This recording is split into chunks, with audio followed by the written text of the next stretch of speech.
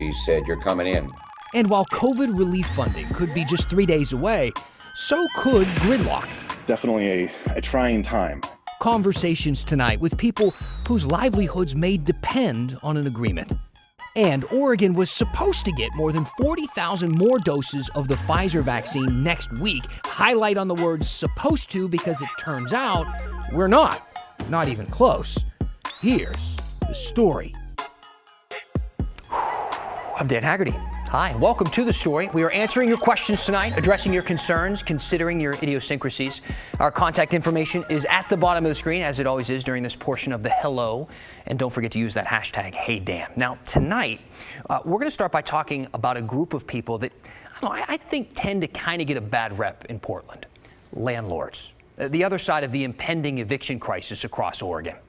Last night on The Story, you may remember, we talked about the worst case scenario, right? If Oregon's statewide moratorium on evictions expires at the end of the year, as it's slated to do, they think somewhere between 25,000 and 57,000 Oregon households will start the new year facing eviction, if you can even fathom that. We talked to some of these renters that are considering it, whose stories you can hear right now on the KGW YouTube channel, including one man who found out his girlfriend is pregnant, a woman who just had a baby and doesn't want to raise her baby in a car in the middle of winter. And look, we do want to emphasize that renters in Multnomah County are getting some relief that the rest of the state is not. Because hours before last night's show, Multnomah County commissioners voted to extend its eviction moratorium. And that gives renters in that county here until January of 2022 to pay back any rent that they may owe. But everyone else in the state, well, you're still on the hook. And pinning your hopes on an agreement Monday in Salem during a one-day special session. One issue that leaders will discuss is extending the statewide eviction moratorium by another 6 months. That would give those renters that we talked to some much-needed time. But, like I said at the top, there's another side to this story, which is tonight's big story. And it's on the people who, normally make their living off of rent that renters can't pay right now. So what do landlords do? They're also on the hook. They got bills to pay, mortgages and taxes and repairs to homes and properties, stuff that really adds up, especially when tenants can't make the rent. Lawmakers say they get it. Help is on the way. But is it really? Maggie Vespa reports, depends on who you ask. It breaks you down. Like, you cry. You're like, you think about it and you look at, little faces, and they don't understand, and you're doing everything you can. Amid statewide and nationwide fears about mass evictions, the struggles of those facing literal homelessness are pretty much always heard first. Families with kids without food and no money for the rent. KGW profiled 3 Oregon renters on the brink of eviction Thursday night. Making ends meet was impossible. Friday, Oregon landlords told us they're fine being second in line, as long as they're heard. Do you feel like the perspective or the plight of landlords has kind of been lost or not talked about enough, just in the dialogue surrounding how much everyone is struggling right now? Yeah. Christian Bryant is the president of the Portland Area Rental Owners Association. The absolute vast majority of landlords are not, not the mean version of the man that has been painted in the public lately. And so the reality is, the vast majority, they want to keep their tenants in their unit. But his fear is landlords won't be able to keep tenants in their units if they can't keep the units themselves. And he's not the only one. Housing providers have been required to provide an essential service while accepting late payments or no payment at all. This is video from Thursday night's public hearing in front of the Joint Interim Committee on Oregon's 3rd special session of 2020. On that committee, Oregon Senate President Peter Courtney and House Speaker Tina Kotek. Speaking here is Jason Miller, Legislative Director for the Oregon Rental Housing Association, which advocates for property owners and landlords. And Miller was blunt. The Oregon Rental Housing Association cannot support any rental assistance bill that includes rent forgiveness. The proposal he's talking about is known as LC 18. Among the highlights, it would extend Oregon's residential eviction moratorium by 6 months until the end of June and dedicate $50 million to rental relief, aka helping renters catch up on bills. It would also set aside $150 million to pay Oregon landlords up to 80% of what they're owed by struggling renters. The catch? They would have to flat out forgive the other 20%. 20% of a debt that's accumulated over, by June, more than a year. Too large of an ask, said Miller. Often housing providers operate on slim margins with net profits below 20%. Some housing providers have needed to borrow money or defer payments to stay afloat in avoiding foreclosure or bankruptcy. Housing providers are acquiring interest and late fees on top of missed payments and borrowed money, adding to the compounding debt that they will eventually have to pay. They will eventually have to pay. That's what Miller can't get past. He and Bryant both said property owners need more from the state. Tax credits or fee waivers, something to cover the cost of forgiving that much debt. And they say that keeping in mind the scope of the problem. In all, advocates estimate anywhere between 25,000 to nearly 57,000 Oregon households are at risk for eviction come January 1st. Bryant admits the idea of a cash-strapped state helping cover even a portion of that much debt seems insurmountable. Is there a way that the state can extend an eviction moratorium where you, as someone who speaks for property owners and landlords, are comfortable with it and supportive of it? Just point blank, can this be maintained in a way that offers tenants those protections, but you all feel like you are being heard as well? Yeah, I mean, yes, but I don't know that our government can afford it. Okay, Maggie Vespa joining us now. And as always, Maggie, we have a bunch of viewer questions, people wanting to know more about this topic. And I'm hoping you can field a few of them for us. All right, let's start with a viewer named Sharita Freeman. She asked after last night's story, does this apply to small commercial tenants or just residential? Yeah, I think she's talking about the Multnomah County eviction moratorium that was extended yesterday. It was actually kind of hard to find the answer to this, but a simple one to answer. No, it does not apply to commercial properties. And actually, the county never had a moratorium on commercial properties. That was always up to the state. The state of Oregon did put one in place earlier in the pandemic, but lawmakers let that expire at the beginning of October. And going into this special session, there's not really any talk of bringing that back. So it sounds like it's just going to be residential moving forward. Got it. Now, here's another question. This one comes from Carl, and this is one that I've heard from, I think, some people who've been a little bit skeptical or cynical even when it comes to how the state is handling renters right now. And the question is, does this mean that renters can just not pay rent for the full year of 2021 and the landlord has no recourse?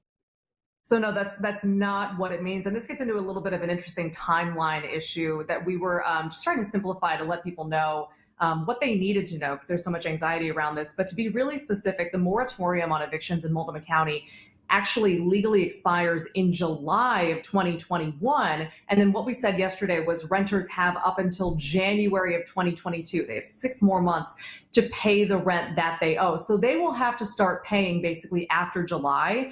They have until January to pay everything that they owe, January of 2022. So by that point, they should have already paid everything. So it's not a full year without rent.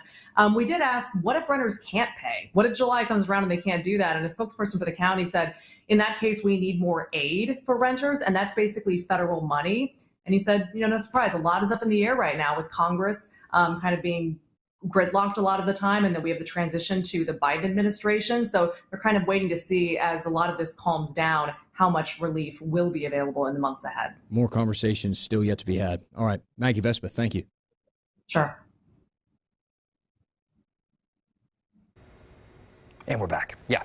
So on that note, keep in mind, these protections that we're talking about, outside of Multnomah County, are not a done deal for the rest of the people around the state. And one of the big sticking points for lawmakers on Monday is really how much to help landlords or how much to help renters. And I asked Oregon Senate President Peter Courtney about that balancing act.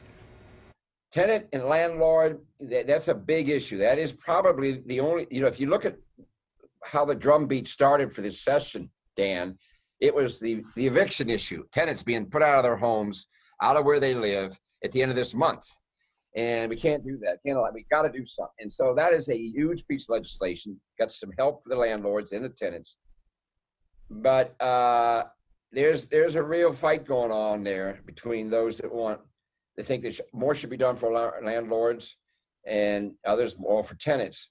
We're going to make it, but you may see all Democratic vote on that versus Republicans. Now, I don't, at least in the Senate. I do want to share some additional kind of perspective. This is such a big deal. So we talked to KGW's political analyst, Len Bergstein, and I asked him whether some of these solutions were essentially solutions or if we're just delaying the inevitable.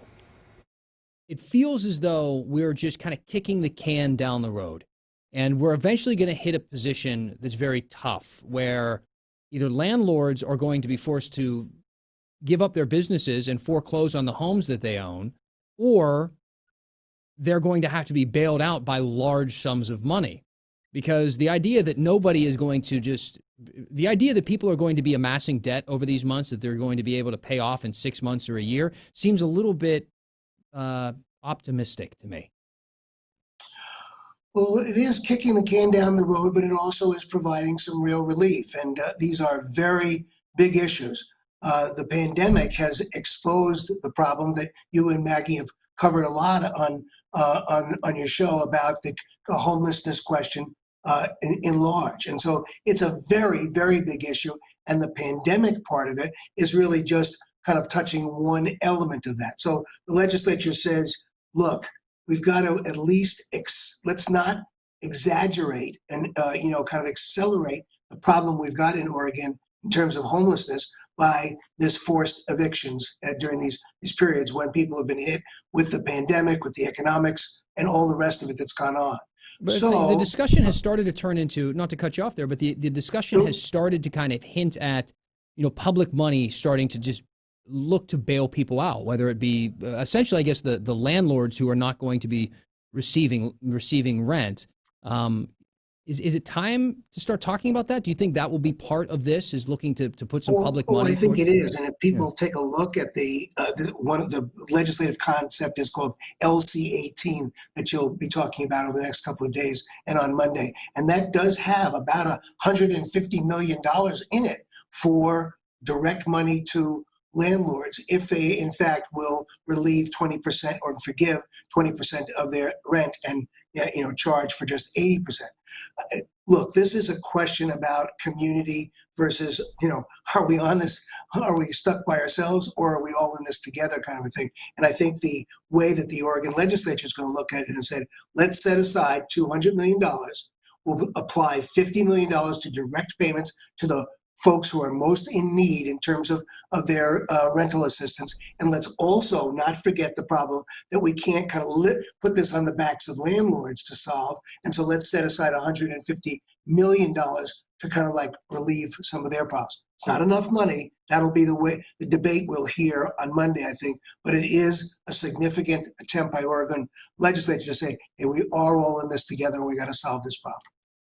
So that's our best kind of snapshot at that issue as it stands right now. But, renter and landlord protections are far from the only sticking point that could risk derailing the entire one-day affair in Salem. Lawmakers are also looking to tackle restaurant assistance. You remember that big story, right? And COVID-19 liability protections. And that sounds kind of like lawyer speak-ish type stuff, which it is. And that last one big one is especially challenging for lawmakers. See, Republicans, they want businesses and schools to have stronger protections against COVID-related lawsuits, while Democrats, they want to make it easier to sue, essentially, over COVID slip-ups. But underneath all of this, the entire debate here, is the fact that our leaders will be meeting Monday in person. And while the Capitol is taking some safety precautions, Senator Courtney said that there is a lot of concern among lawmakers that being all together does put them at risk for spreading the virus. And here's the thing. Senator Courtney told me that they could have actually met remotely, but said Governor Brown was uncomfortable with the idea and asked them to hold this session in person, or at least to vote in person. We, like you, have a lot of follow-up questions about that. So while we get those answers, expect to hear more on Monday during the session itself. Meanwhile, when the story continues, Oregon and Washington were supposed to get more than 40,000 vaccine doses next week. Remember that? Now we're getting 40% of them. One viewer wants to know why. We'd actually like to know, too. Plus, after 3 deadly shootings in less than a week in Portland, the mayor and the police chief, they addressed Portland's extremely violent year of 2020. As they always are. Very important viewer question to address in a minute, but I do want you to remember that all of your comments help us put this show together every night, whether we respond directly to you or not. So please keep sending them our way any way you want. You can email the story at kgw.com. You can send me a message on Facebook or Instagram or tweet us using the hashtag HeyDan. Avoid Googling me because you'll just find pictures of Grizzly Adams. Now, this may have been, I don't know, one of the most hopeful weeks of this entire pandemic. I mean, seeing those crates of the vaccines land in Oregon and then begin to be administered to our frontline healthcare workers, it was this much needed boost of confidence. Like, wow, it's happening. We're really seeing it happening. This week, the Oregon Health Authority expects it will have received more than 35,000 doses of Pfizer's coronavirus vaccine. And it's expecting to get even more next week, right? The shipments are going to keep on coming. Nearly 41,000 doses, they said. That's what they were expecting to get. Notice that word, expecting, because now OHA is expecting just more than 23,000, a nearly 40% cut. Now, I want to thank our viewer, Brenda, for asking the question that I think was on everyone's mind after hearing that. Why are we getting fewer vaccines than they first said? What's the deal with that? Well, according to our state leaders, it's all the federal government's fault. Governor Brown tweeted, "This was a federal decision, and I'm seeking answers from the CDC about the reliability of the data we are receiving from week to week as Oregon builds our vaccine distribution plan." Jonathan Modi from OHA put it, I don't know, maybe a little more bluntly in tonight's quote of the day. He said, "We get what we get from the federal government." Now, other states are also finding themselves in a very similar bind. Washington Governor Jay Inslee tweeted that the CDC alerted him about the cuts this week and that, quote, "no explanation was given." Now, as far as Pfizer is concerned, their part, they have said, look, they aren't having any production issues. There are no shipping issues. So from where we stand, we don't really know why both Oregon and Washington are getting 40% less than what we were promised. It's been a deadly year in Portland. By our count, there have been 52 homicides since January 1st. 52. 3 of them since Monday. Last weekend, a 23-year-old Uber driver named Dulfikar Mashir was shot when someone fired more than 60 rounds near Northeast Stafford and 11th Avenue. 60 rounds. He was critically hurt and died yesterday from his injuries. Mashir was an Iraqi refugee who moved to Portland 5 years ago with his family, and he wasn't even the target. He was caught in the crossfire. He'd actually recently gotten married as well. Then Monday, somebody stormed into the Cured Green marijuana dispensary on North Lombard, where Michael Arthur worked, and shot him while robbing the place. Michael was only 44 years old, and according to his family, a selfless guy. He had talked about how much he loved just kind of being able to be there and talk with the regulars. He jokingly said it. He felt like the community therapist at times. That was Michael's brother, Lauren, dealing with this tragedy now that's, I don't know, become common, if you can say that, for so many families this year. I mean, I say common because last night it happened again. There was a shooting near Legacy Emanuel just before 7 o'clock in the evening. Police showed up. They found a person there dead. We don't know their name. We do know their number 52 of 2020. And Portland isn't exactly known for its gun violence, is it? But who knows? Maybe this year might change that reputation. There have already been more than 800 shootings in the city this year. Compare that to last year when there were 400. And again, 52 homicides. I'll repeat that number as many times as I have to. Now, I want to bring in Pat Doris right now. Pat, you've been looking into this violent spree we've been witnessing. What can you tell us? Well, Dan, it really is out of control, and it started around the summertime, and it's just shot up like crazy. I mean, it has everything from detectives saying that when they used to go to shooting scenes, they would find 20 to 30 bullet casings. Now they're finding 50 and 60 and even more than that. So it's a real problem. The mayor's office just a few minutes ago put out a thing tonight saying, yes, we understand this is a problem. We're going to shift some resources, more detectives onto these cases to get quicker follow-up and more in-depth investigation and to help the detectives who are already there. They're also asking for the Office of Violence Prevention. They're going to switch some of the things that they're doing to try and have more impact. Found that a little curious. They're the Office of Violence Prevention. You'd think they'd already be doing everything they can. The mayor is also telling the police bureau to give him some budget requests in the next week that can fill some stopgaps. Now, you'll remember that this is the same city council, and the mayor supported cutting the police bureau's budget in the summer during the racial reckoning. And as part of that, they took away what was called the gun violence reduction team. Some activists had called that racist. They said they stopped a disproportionate number of African Americans. The police chief, who is African American, said that was not the case, but still it was disbanded. And a lot of those folks and a lot of people that I've talked to in the community think that that has also played a big role, because the people involved in the shootings now know that the people who know them from the police bureau are not there. They're not focused, and it's not targeted. There's still police and there's still follow-up, but not this specialized team.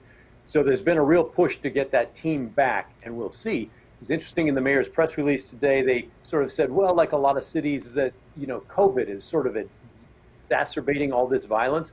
They didn't mention the gun violence reduction team, though. We'll see if that comes back or not. What am I supposed to make of this press release today? Because they're acknowledging this is a big deal, but we've been talking about this being a big deal since those numbers began to spike in January. You know, almost a year ago. We have been talking about this for a while. What am I supposed to make of this now? Should I expect things to change with these the things being shuffled around? Well, I do believe that people have the right intent where they want things to change.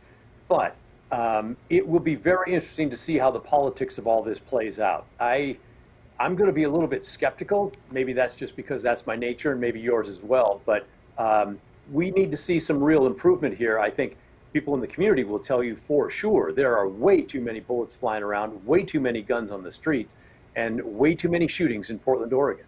You said it. Pat Doris, thank you, sir. You bet. My pleasure. Now, look, it turns out apparently we have some squeamish viewers when it comes to some of the video we show, and watching video after video of injections isn't their idea of a good time. So we're going to try and fix that for you next.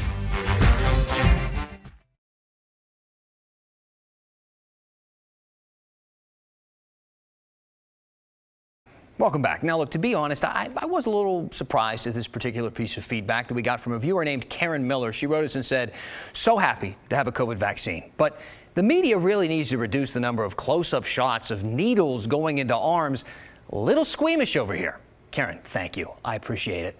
Listen, to be honest, I'm at a bit of a crossroads on how to respond, because I'm fundamentally against sugarcoating our coverage. But, you know, at the same time, I do listen to and respect our viewers. So I'm hoping this can be a compromise. So here's some info on the Moderna vaccine with Karen-friendly video. So within the last hour and a half or so, the FDA has authorized emergency use of Moderna's COVID-19 vaccine serum, which means now that both Pfizer and Moderna will soon be put to use inoculating people for the virus, which is great. And Moderna's version is different in one key way. It doesn't need to be stored at that super cold temp. A lot of smaller hospitals and rural hospitals, they don't have those super cold freezers. So the Moderna vaccine will be perfect for rural parts of Oregon. So we're excited to see that happen. And really, a second vaccine couldn't come soon enough. So that said, if needles make you squeamish, I think right now is a pretty good time to get over it.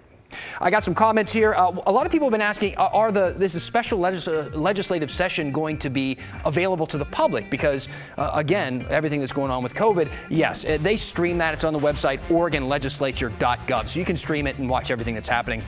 Also, Curtis sent something in and said, hey, Dan, this whole rent moratorium is a huge mess. I've been paying my rent, even if that means going with less food or whatever else. If people who didn't pay rent get away with at the end without paying a dime, and then it's not fair for them not to pay rent. And I've been hearing that a lot. And while that's true, you're assuming the absolute worst in people, that they're just out partying and not paying the rent. When that is not the case, there are people who are really struggling to get by right now. So keep that in mind. That's who the relief is for. We'll keep people honest on it, right? That's the story for tonight. We appreciate the feedback. Keep it coming. We'll see you. Is this Friday? I'll see you Monday.